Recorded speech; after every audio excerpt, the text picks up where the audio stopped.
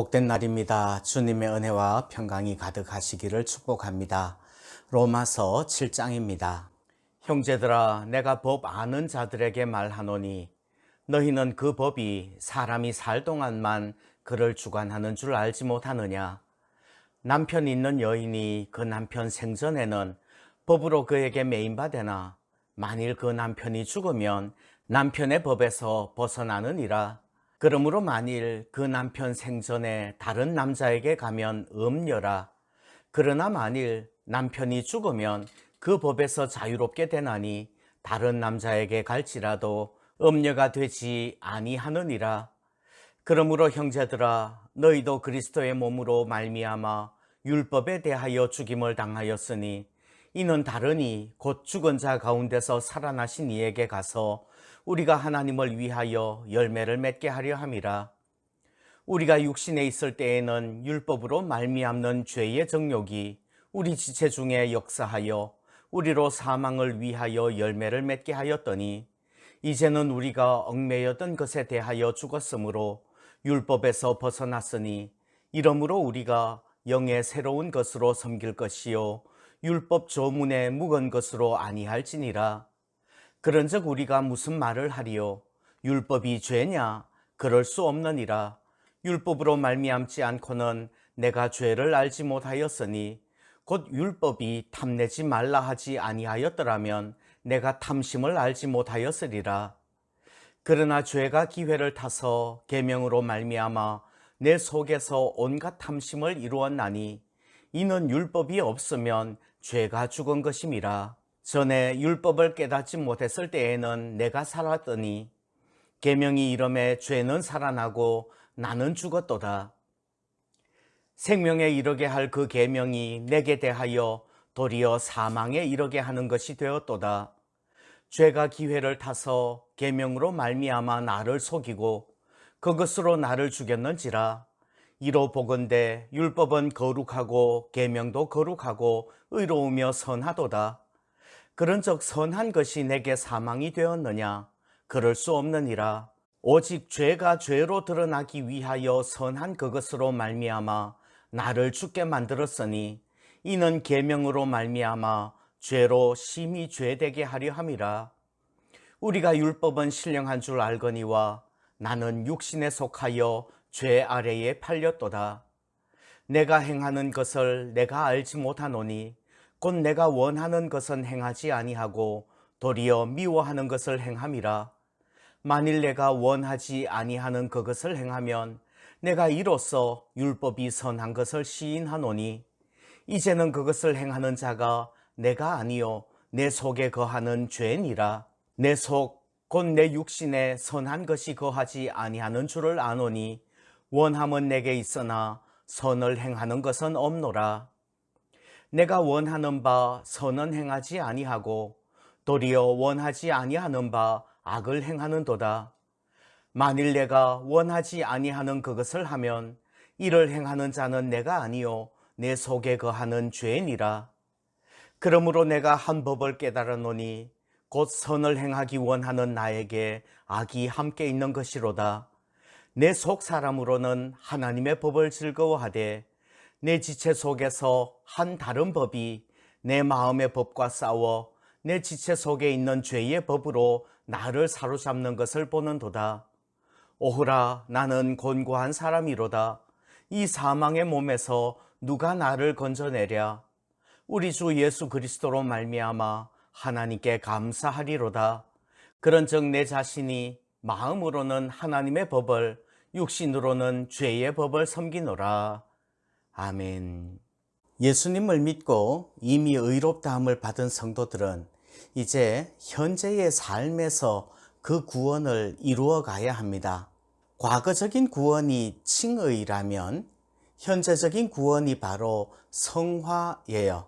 그리고 미래적인 구원은 영화죠. 과거적인 구원인 칭의는 이미 우리에게 이루어진 일입니다. 예수 그리스도를 믿을 때 우리는 이미 구원받았고 의롭다함을 얻었고 하나님의 자녀가 되었습니다.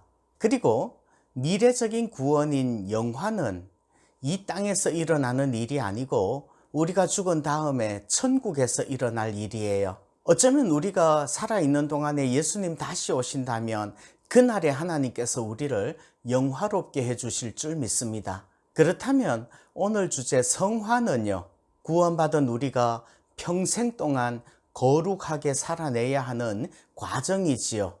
이 땅에서의 예수 믿는 성도들의 삶이 성화라고 할 수 있습니다. 성화의 시작은 칭의예요. 구원받는 것이 성화의 시작이지요. 예수를 믿음으로 구원받았다면 이제는 죄에 대한 의식이 깨어난 겁니다. 구원받기 전에는 죄를 죄로 여기지 않았어요. 그러나 구원받고 나니까 이제는 죄가 죄로 느껴지는 거지요. 그래서 구원받는다는 것은 성화의 시작이고요. 구원받기 전보다 오히려 더욱 율법과 죄가 우리를 괴롭히게 될 것입니다. 율법을 지킴으로 성화되는 건 아니에요. 율법에 합당한 삶을 사는 것이 성화라고 할 수도 없는 거예요. 물론 율법에 합당한 삶을 사는 것이 성화지요. 그러나 율법을 지킴으로써 의롭다함을 얻을 수 없듯이 율법을 지킴으로써 거룩하게 되어지지도 않는다는 말이에요. 율법을 지킴으로써 성화되려고 한다면 마치 바리새인들처럼 율법주의자가 되어질 거예요. 스스로 교만해지고 남들을 향해서는 비판적이 될 거죠. 그리고 결국은 율법을 온전히 지킬 수 없기 때문에 낙심하게 될 거예요. 오히려 율법으로부터 자유로워질 때 비로소 우리의 성화는 이루어지는 겁니다. 그러면 우리가 어떻게 성화되어질 수 있을까요? 저는 예수님을 사랑하는 것이 성화라고 믿습니다. 율법을 지키는 것은 율법을 바라보고 있기 때문에 지킬 수 있는 것이 아니라 예수님을 너무 사랑하기 때문에 예수님을 기쁘시게 해드리고 싶어서, 그리고 예수님을 닮아가고 싶어서 그럴 때 이루어지는 것이 성화예요. 사랑이 있다면 율법은 짐이 아니고 행복이 되어질 줄 믿습니다. 물론 행복하다고 해서 힘들지 않다는 건 아니에요. 힘들어요. 힘드는데도 행복해요. 마치 할머니들이 손자를 돌보는 것처럼 말입니다. 예수님을 사랑한다고 해서 세상의 모든 짐이 벗겨지는 것도 아닐 거예요. 그러나 행복하게 그 짐을 자청해서 질 수 있는 거예요. 그것이 성화입니다. 한 예화를 들려드릴게요. C라는 여인이 있어요. L이라는 믿음 좋은 남자를 만나서 결혼을 했어요. 그런데 이 L이라는 남자는 얼마나 지독한지 일과표를 새벽 4시부터 정해놓고 새벽 기도 가고 성경 읽고 착한 일하고 아무리 잘해도 칭찬은 없고 실수한 것에 대하여서 책망만 해요. 그래서 이 C라는 여인은 정말 그 L이라는 남편 따라가다가 죽을 것 같아요. 그런데 어느 날 이 L이라는 남편이 죽었어요. 이 여인은 다시는 결혼 안 한다고 생각을 했어요. 그런데 어느 날 J라는 멋있는 남자가 나타났어요. 옛날 기억 잊어버리고 결혼을 했네요. 근데 이 J라는 남자는 달라요.